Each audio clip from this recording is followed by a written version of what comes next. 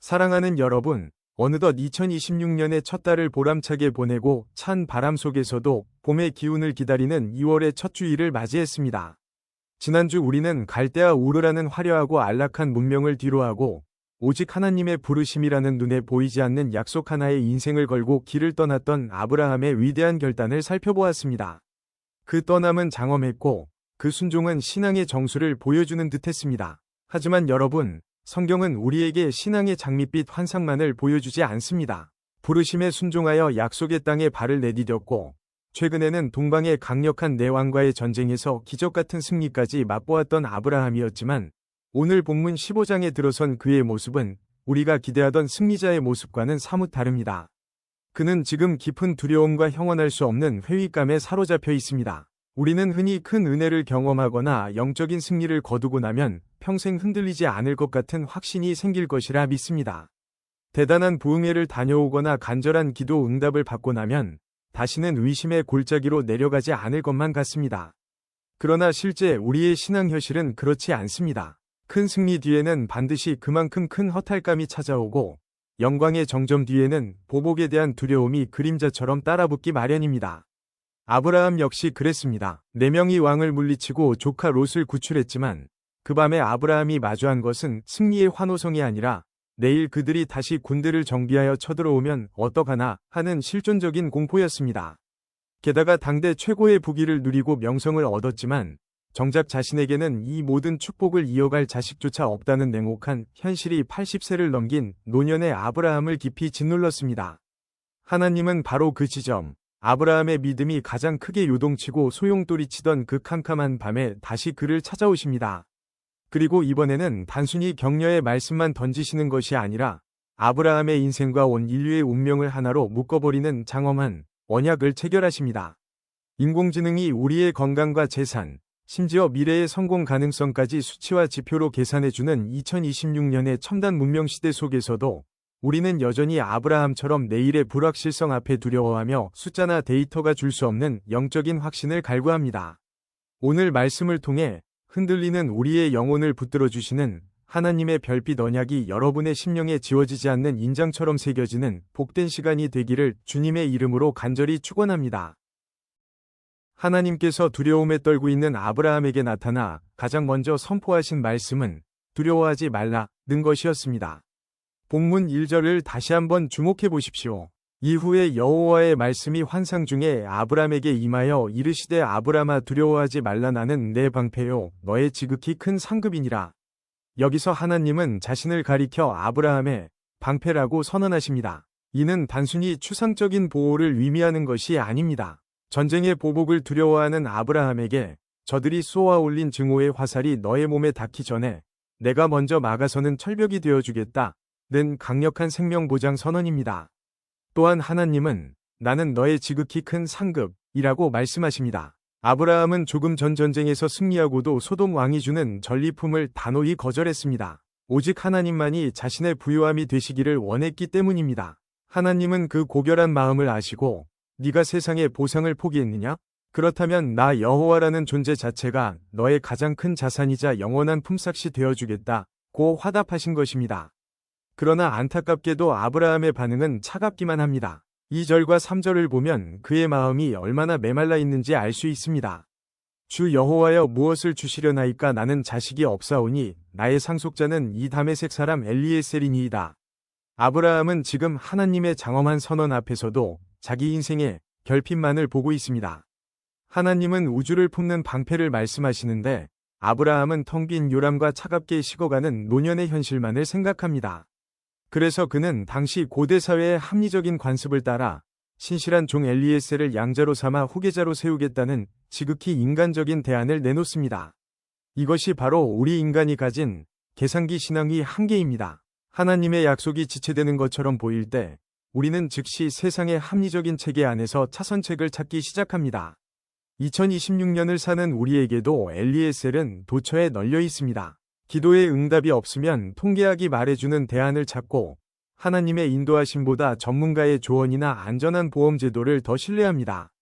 물론 세상의 지혜가 필요 없다는 것은 아닙니다. 하지만 문제는 우리가 하나님의 살아계신 약속보다 세상의 연산체계와 확률을 더 신뢰할 때 발생합니다. 아브라함은 지금 자신의 좁고 어두운 장막 안에 갇혀 있습니다. 그 장막 안에서 그는 자신의 나이와 아내의 신체적 조건, 그리고 종 엘리에셀이라는 정보만을 가지고 미래를 어둡게 점치고 있었습니다. 여러분, 지금 여러분의 영혼을 가두고 있는 절망의 장막은 무엇입니까? 내 인생은 이제 늦었다 는 체념의 장막입니까? 이 방법 외에는 길이 없다 는 고집의 장막입니까? 하나님은 오늘 우리에게 말씀하십니다. 그 좁은 계산의 장막을 걷어내라고 말입니다. 하나님은 우리의 차선책을 수선하시는 분이 아니라 하나님의 최선책을 새롭게 창조하시는 분입니다.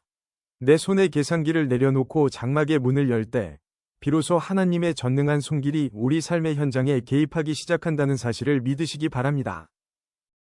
회의감과 자기 연민에 빠진 아브라함에게 하나님은 독특하면서도 강력한 처방을 내리십니다.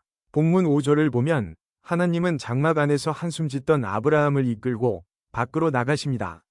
그리고 서늘한 밤 공기 속에서 말씀하십니다. 하늘을 우러러 무뼈를 셀 수 있나 보라. 또 그에게 이르시되 내 자손이 이와 같으리라. 이 장면을 가만히 묵상해 보십시오. 조금 전까지 아브라함은 좁고 캄캄한 장막 안에서 희미한 호롱불 하나의 위지에 엘리에셀을 상속자로 삼을 궁리를 하고 있었습니다.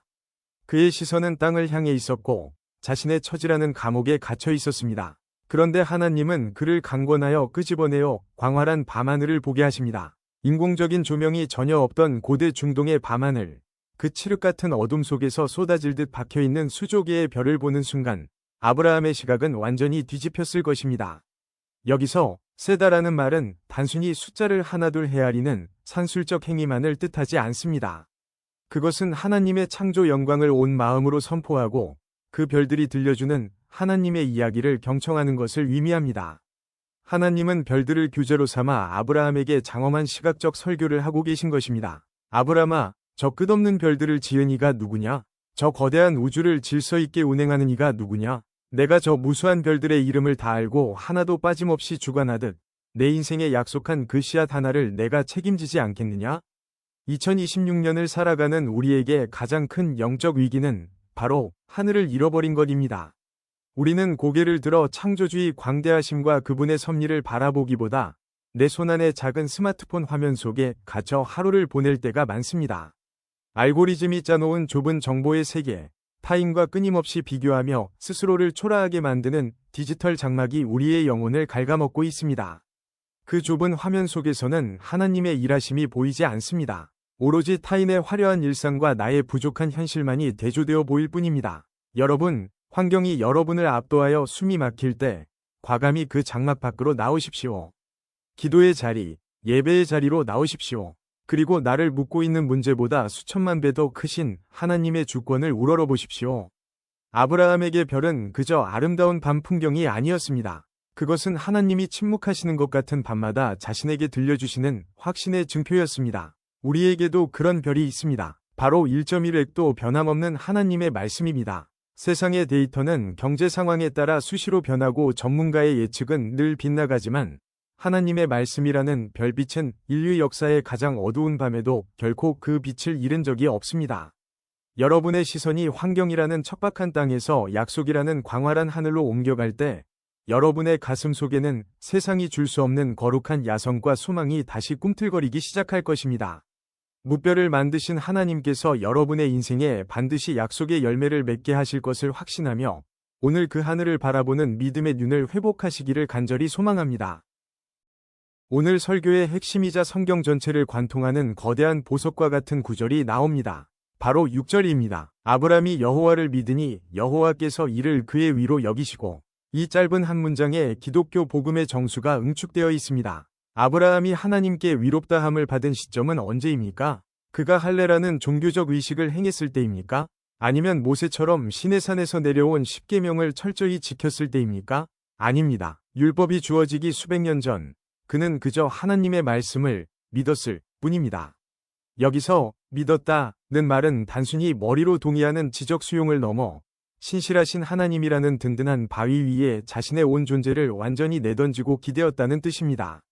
그것은 요동치는 바다 위에서 구조선의 밧줄을 꽉 잡는 것과 같습니다. 놀라운 것은 그 다음 표현입니다. 하나님께서 이를 그의 위로 여기셨다고 합니다. 이 여기다라는 말은 고대 회계 장부에서 사용하던 용어입니다. 아브라함이라는 인생의 통장에는 사실 위로움이라는 장고가 전혀 없었습니다. 그는 방금 전까지만 해도 의심의 말을 내뱉었고 과거에는 비겁하게 행동하기도 했던 연약한 죄인이었습니다. 그런데 하나님은 아브라함의 그 텅 빈 장부에 위로움이라는 가늠할 수 없는 막대한 자산을 외부에서 강제로 입금해 주셨습니다. 이것이 바로 복음의 신비입니다. 우리가 하나님 앞에 위인이 되는 것은 우리의 도덕적인 깨끗함이나 완벽한 종교생활 때문이 아닙니다. 하나님의 약속, 곧 우리를 위해 구원자를 보내주시고 그분 안에서 우리를 용납하시겠다는 그 사랑을 빈손으로 받아들일 때 하나님은 우리를 위로운 자로 계산해 주십니다. 이것을 우리는 신학적으로 위위정가라고 부릅니다. 내 옷은 더럽지만 그리스도의 깨끗한 옷을 나에게 입혀주시고 너는 깨끗하다 고 판결해 주시는 법정적 선언입니다. 2026년은 모든 것이 성과와 자격에 의해 결정되는 냉혹한 효율성의 시대입니다. 실력이 없으면 도태되고 자격이 미달되면 사회적 기회조차 주어지지 않습니다. 그래서 우리는 교회 안에서조차 늘 불안해합니다. 내가 이 정도밖에 안 되는데 하나님이 나를 사랑하실까? 내가 또 죄를 지었는데 하나님의 약속이 나에게도 여전히 유효할까? 오늘 아브라함의 하나님은 그 불안에 떨고 있는 우리에게 단호하게 말씀하십니다. 너의 어떠함이 나의 약속을 취소할 수 없다. 하나님은 우리의 행위라는 결과물을 보시는 분이 아니라 그분의 약속을 붙잡는 믿음의 태도를 보십니다. 우리가 믿는 것은 내 자신의 굳건한 결단력이 아닙니다. 우리가 믿는 대상은 약속하신 분의 변함없는 신실함입니다. 아브라함이 위로울 수 있었던 유일한 이유는 그가 붙잡은 하나님이 위로우신 분이었기 때문입니다. 사랑하는 여러분, 여러분의 자격 없음을 한탄하며 장막 구석에서 자책의 눈물을 흘리지 마십시오. 하나님은 여러분의 부족함에도 불구하고 여러분을 향해 너는 내 사랑하는 아들이다. 너는 내 소중한 딸이다. 너는 위로운 나의 백성이다. 라고 선포해 주십니다. 이 은혜의 계산법을 전적으로 신뢰하십시오. 나의 공로가 아닌 오직 하나님의 신실하심을 근거로 일어설 때 우리는 비로소 세상이 감당할 수 없는 평안을 누리게 될 것입니다. 말씀을 맺겠습니다. 사랑하는 여러분, 오늘 우리는 흔들리는 아브라함과 그를 찾아와 별빛 아래서 영원한 언약을 맺으시는 하나님을 만났습니다. 하나님의 부르심은 단순히 우리를 과거의 장소에서 끄집어내는 것에서 멈추지 않습니다. 그분은 우리의 뿌리 깊은 불신과 두려움까지도 껴안으시고 언약이라는 끊어지지 않는 사슬로 우리를 당신께 단단히 묶어두십니다. 오늘 본문 이후에 나타나는 장엄한 언약의 장면을 우리는 기억해야 합니다. 아브라함은 짐승을 반으로 쪼개어 놓았고 당시 관습대로라면 계약 당사자 둘이 손을 잡고 그 사이를 함께 지나가야 했습니다. 만약 계약을 어기면 이 비참하게 쪼개진 짐승처럼 죽음을 면치 못할 것이라는 생명 보증의 맹세였습니다. 하지만 깊은 잠에 빠진 아브라함 곁에서 오직 하나님의 횃불만이 홀로 그 피비린내 나는 쪼개진 고기 사이를 지나가셨습니다. 이것이 무엇을 의미합니까? 인간은 연약하여 언약을 어기고 배신할지라도 하나님 당신께서는 결코 이 약속을 포기하지 않으시겠다는 처절한 의지입니다. 만약 인간의 죄로 인해 언약이 깨진다면 하나님 자신이 그 모든 저주와 죽음을 대신 짊어지시겠다는 가슴 아픈 사랑의 예고였습니다. 그리고 이 약속은 수천 년 뒤 갈보리 십자가 위에서 당신의 몸을 직접 쪼개어 물과 피를 쏟으신 예수 그리스도를 통해 완벽하게 성취되었습니다.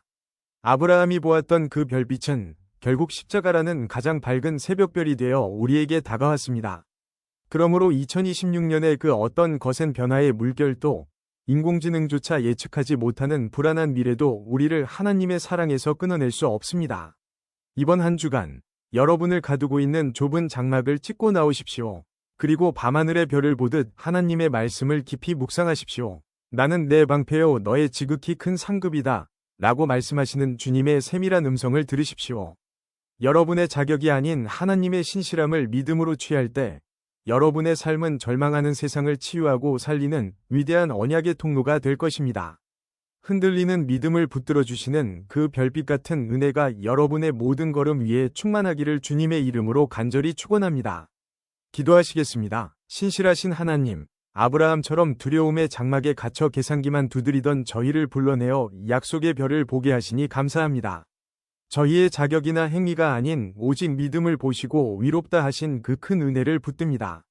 세상의 통계가 아닌 주님의 말씀을 인생의 지도로 삼아 십자가로 언약을 완성하신 예수 그리스도의 이름으로 이번 한 주간도 담대히 걷게 하옵소서. 우리를 결코 포기하지 않으시는 예수님의 이름으로 기도드립니다. 아멘.